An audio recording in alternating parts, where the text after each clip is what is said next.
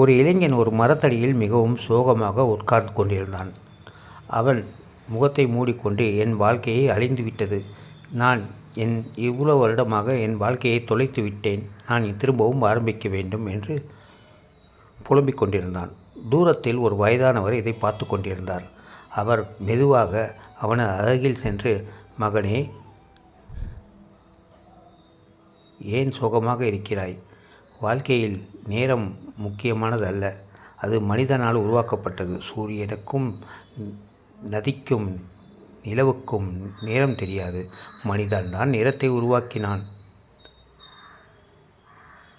அவர் அவனது தோளில் மெதுவாக கையை வைத்து, இது மிகவும் குறைந்துவிடவில்லை. நீ திரும்பவும் ஆரம்பி. அந்த இளைஞன் மெதுவாக அவன் தலையை உயர்த்தினான். இளைஞனுக்கு வாழ்க்கையில் வெற்றி பெற ஒரு மெல்லிய ஒளி கண்களுக்கு புலப்பட்டது. எனவே நண்பர்களே, நாம் எல்லாவற்றையும் இழந்துவிட்டோம் என்று நினைக்க வேண்டாம்.